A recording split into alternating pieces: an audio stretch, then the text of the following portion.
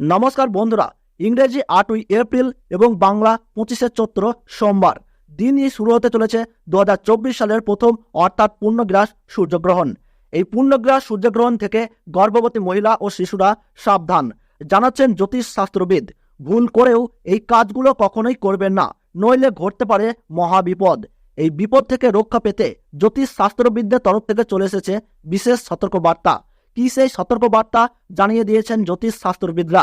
আর বছরের এই প্রথম পূর্ণগ্রাস সূর্যগ্রহণ ভারতবর্ষ ও বাংলাদেশের আলাদা আলাদা সময়সূচি অনুসারে কখন শুরু হবে এবং কখন শেষ হবে, একটানা কত ঘন্টা পর্যন্ত চলবে এই পূর্ণগ্রাস সূর্যগ্রহণটি, ভারত ও বাংলাদেশের কোন কোন জায়গা থেকে দৃশ্যমান হবে, তার পাশাপাশি এই গ্রহণ চলাকালীন সময়ে গর্ভবতী মহিলা থেকে শুরু করে শিশু ও সাধারণ মানুষেরা নিজেদের সুরক্ষার জন্য কি কি করবেন আর কি কি করবেন না, সমস্ত কিছুই জানিয়ে দেওয়া হয়েছে এই ভিডিওটিতে।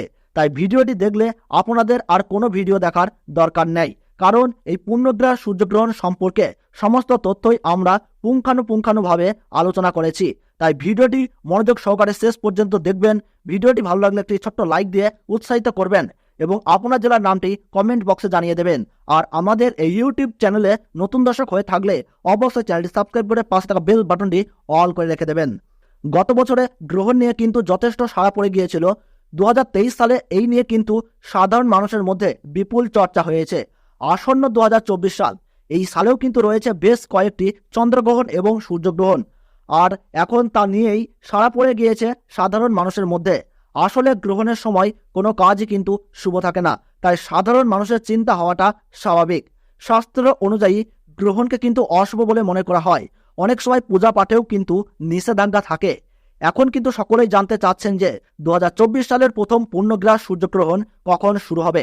এই সালের প্রথম পূর্ণগ্রাস সূর্যগ্রহণ শুরু হতে চলেছে 8ই এপ্রিল সোমবার। 2024 সালে কিন্তু রয়েছে দ্বিতীয় আরেকটি সূর্যগ্রহণ, যা কিন্তু শুরু হবে 2 অক্টোবর। সবাই কিন্তু জানেন সূর্যগ্রহণ তখনই হয় যখন সূর্য চন্দ্র একে অপরের মুখোমুখি চলে আসে। কিন্তু প্রাচীন শাস্ত্রের ব্যাখ্যাটা কি? গ্রহণ মানেই সূর্য বা চাঁদের রশ্মিকে আটকে দেওয়া। এই কাজটি করে থাকে রাহু এবং কেতু। এই গ্রহণ কিন্তু সকলের জীবনেই কিছু না কিছু প্রভাব ফেলে, তাই সকলকেই কিন্তু থাকতে হবে সচেতন।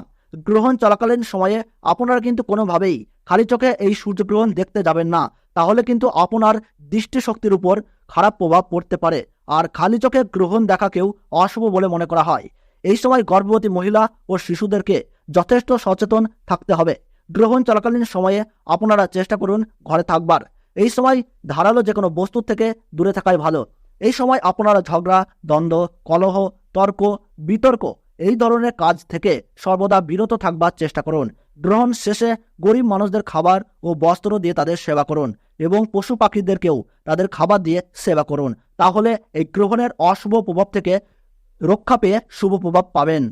তো ভারতবর্ষ ও বাংলাদেশ থেকে বছরের প্রথম পূর্ণগ্রাস সূর্যগ্রহণ শুরু হচ্ছে ইংরেজি 8ই এপ্রিল 2024 সাল সোমবার এবং বাংলা 25শে চৈত্র 1430 সাল।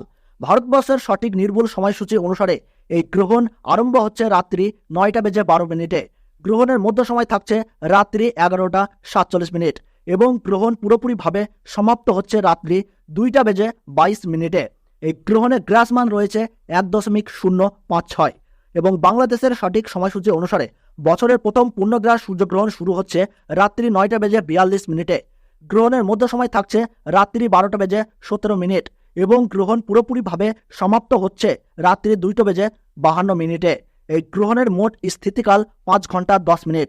এই গ্রহণ দৃশ্যমান হবে কানাডা, মেক্সিকো, মার্কিন যুক্তরাষ্ট্র, Netherland, Colombia, Costa Rica, Cuba, Dominica, Greenland, Ireland, Iceland, Jamaica, Norway, Panama, Nicaragua, Russia, Puerto, Saint Martin, Spain, বাহামাতে এই সূর্যগ্রহণ দেখা যাবে।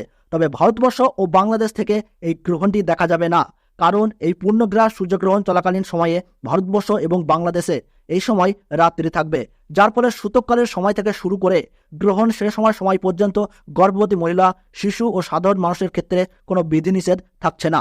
শাস্ত্র অনুযায়ী নিয়ম পালনের ক্ষেত্রে কোনো বাধ্যবাধকতা নেই। তো বন্ধুরা, ভিডিওটি ভালো লাগলে আমাদের এই চ্যানেলটি সাবস্ক্রাইব করবেন, আপনার জেলার নামটি কমেন্ট বক্সে জানিয়ে দেবেন এবং ছোট্ট একটি লাইক দিয়ে উৎসাহিত করবেন।